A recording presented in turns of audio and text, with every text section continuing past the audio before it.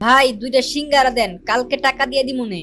কি রে প্রেমিস, তুই আমাদের কলেজে পড়ালেখা কইরা তুই ফুটপাতে এসে 20 টাকা সিঙ্গারা খাইতেছস, তাও আবার বাকিতে? আহারে, তোর জন্য আমার অনেক কষ্ট হয়। আচ্ছা চল তুই আমার সাথে, আমি তোরে আজকে একটা 5 স্টার হোটেলে নিয়ে খাওয়ামু। প্রিমিস গরিব হওয়ার কারণে কলেজের ছেলেমেয়েরা প্রিমিসকে নিয়ে অনেক মজা করে, অপমান করে। আজকে কলেজের একটি বড়লোক মেয়ে বিলকিস প্রিমিসকে বাকিতে সিঙ্গারা কিনতে দেখে ফেলে, আর সেটা দেখে সে প্রিমিসের সাথে মজা নিতে থাকে আর অপমান করতে থাকে। প্রেমিস, মানলাম তুই গরিব ফকির, তো কি হইছে, আমার কাছে তো অনেক টাকা আছে, প্রতিদিন কুত্তারে খাওয়াই, আজকে তরে খাওয়ামু। আমি তোরে যেই রেস্টুরেন্টে নিয়ে যাইতাছি এইটা তুই জীবনে চোখেই দেখোস নাই। বিলকিস প্রিমিসকে যে রেস্টুরেন্টে নিয়ে যাবে সেটার নাম শুনে প্রিমিস রাজি হয়ে যায়। প্রিমিসের কোনো ধারণাই ছিল না ওই রেস্টুরেন্টে যাওয়ার পর যে কি একটা ঝাটকা খেতে হবে, কারণ এই রেস্টুরেন্টের মধ্যে বিলকিসের বয়ফ্রেন্ড বসেছিল আগে থেকেই। বিলকিস, এই প্রিমিস তোমার সাথে কি করে? এই ফকিররে তোমার সাথে রেস্টুরেন্টে কেন নিয়ে আইছো? আজকে কুত্তার জায়গায় এই ফকিরনির পোলা প্রিমিস রে কি খাওয়াইবা নাকি? শান বেবি, এমনিই নিয়ে আসছি ওরে, ওই দেখুক আমাদের মতো বড় লোকেরা কত দামি রেস্টুরেন্টে খাওয়া দাওয়া করি, ওই বুঝুক ওর কোনো ক্ষমতাই নাই আমাদের সাথে মিশার। ও যে কয় টাকা মাসে কামায় তত দিয়ে রেস্টুরেন্টে একবেলা খাবারও পাওয়া যাবে না। আচ্ছা তুমি আমার এখানে এসে বসো, আমি ওয়েটারকে ডাক দেই। এ ওয়েটার, এদিকে আসো। এরপর ওয়েটার তাদের অর্ডার নেওয়ার জন্য আসে। আজকে আমরা প্রেমিসের জন্য স্পেশাল কিছু অর্ডার করব, জীবনে তো খাই নাই এগুলা। আরে প্রিমিস চৌধুরী সাহেব, আপনি এখানে? স্যার আমি আপনাকে দেখি নাই, সরি স্যার, আমাকে মাফ করবেন। প্রিমিসকে দেখে ওয়েটার আশ্চর্য হয়ে যায় আর ওইখান থেকে চলে যায়, কিন্তু বিলকিস আর বিলকিসের বয়ফ্রেন্ড এটা দেখে একেবারে অবাক হয়ে যায়, আর তারা দুজনেই বুঝতে পারে না ওখানে কি হলো। প্রেমিস, তোমার এই ওয়েটার চৌধুরী স্যার কেন বললো? তার মানে কি তুমি এই হোটেলে আগেও আসছো?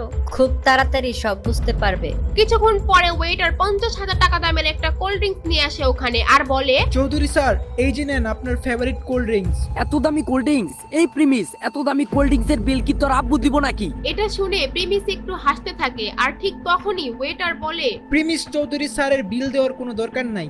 মানে কি? হোয়াট? 20 টাকার সিঙ্গারা বাকিতে খাওয়া প্রিমিসের কাছ থেকে 50,000 টাকার কোল্ড ড্রিঙ্কস এর টাকা ওয়েটার কেন নিচ্ছে না? ওয়েটার প্রিমিসকে চৌধুরী স্যার কেনই বা বলতেছে? কে এই প্রিমিস? জানতে চাইলে দিবস গেমিং এর ফুল ভিডিওটি দেখতে থাকুন। প্রিমিস খুব সাধারণ একটি ছেলে, সব সময় ময়লা সেলাই করা জামা কাপড় পরে কলেজে আসতো। প্রিমিস কলেজে পড়াশোনার পাশাপাশি একটি রেস্টুরেন্টে ফুড ডেলিভারির কাজ করে, সেখানে সে মাত্র 8,000 টাকার বেতন পায়। আর মজার ব্যাপার হলো, প্রিমিস যে কলেজে পড়ে সেখানে তার একটি গার্লফ্রেন্ডও ছিল, আর তার নাম হলো সুনাইরা। তো একদিন সন্ধ্যাবেলা যখন প্রিমিস তার ফুড ডেলিভারির কাজ শেষ করে বাসায় যাবে, ঠিক তখনই তাদের রেস্টুরেন্টে একটি অর্ডার আসে, আর তখন সেই রেস্টুরেন্টের ম্যানেজার প্রিমিসকে ডাকে এবং বলে, এই প্রিমিস দাঁড়াও, একটা খাবারের অর্ডার আসছে, এটা তুমি ডেলিভারি দিয়ে আসো। স্যার আমার তো ডিউটির টাইম শেষ, আর আমি এখন অনেক ক্লান্ত। কলেজ থেকে ফিরে এখনো কিচ্ছু খাই নাই, আমার কলেজের অ্যাসাইনমেন্টও বাকি আছে। স্যার আপনি এই অর্ডারটা অন্য কাউরে দিয়ে ডেলিভারি করায় দেন। তোমার তো সাহস কম না, তুমি আমার মুখের উপর তর্ক করো। আমাদের বাকি ফুড ডেলিভারি বয়েরা এখন বিজি আসছে, এটা তোমারই এখন দিতে হবে। স্যার এখন আমার খুব দুর্বল লাগতাছে, না হলে আমি ডেলিভারিটা দিয়ে আসতাম, আর এই অবস্থায় সাইকেল চালা যেতে হয়তো আমি পারবো না। তোমাকে চাকরি দেওয়া আমার ভুল হয়েছে, কোনো কাজ দিলে তুমি এমন ফালতু অজুহাত দেখাও। চাকরি থেকে বাদ দিলে তখন দেখা যাবে চাকরি কোথায় পাও। তুমি চালো আমার বাইকটা নিয়ে খাবারটা পৌঁছে দিয়ে আসো। আচ্ছা ঠিক আছে, আমি যাচ্ছি। প্রিমিস এই ক্ষুধার্ত শরীর নিয়েও খাবার ডেলিভারি দিতে রাজি হয়। যদিও তার কাজের সময় শেষ হয়ে গিয়েছে, তারপরেও ম্যানেজারের কথায় তার চাকরি হারানোর ভয়ে সে যেতে বাধ্য হয়। তাই সেই কথা চিন্তা করে রেস্টুরেন্ট থেকে খাবার নিয়ে বের হয় ডেলিভারি দেওয়ার জন্য। A few moments later. আরে কত সুন্দর বাইক! ইস, এরকম একটা বাইক যদি আমার থাকতো, এই বাইক দিয়ে সোনাইরাকে নিয়ে ঢাকা শহরে অলিতে গলিতে নিয়ে ওকে ঘুরতাম। সুনাইরা হচ্ছে প্রিমিসের গার্লফ্রেন্ড, আর সুনাইরা বাইক অনেক পছন্দ করে। প্রিমিস যেহেতু সুনাইরাকে অনেক ভালোবাসে, সে তার বেতনের টাকা থেকে যখনই কিছু টাকা বাঁচাতে পারে সুনাইরার জন্য গিফট কিনে নিয়ে আসে। প্রিমিস মনে করে সুনাইরা তার পাশে সারা জীবন থাকবে। সুনাইরা প্রিমিসকে অনেক ভালোবাসে, এটাও সে মনে করে। আর তারপর প্রিমিস ফুড ডেলিভারি দেওয়ার জন্য তার গন্তব্যে পৌঁছে যায়, আর সেটি ছিল একটি দামি হোটেল।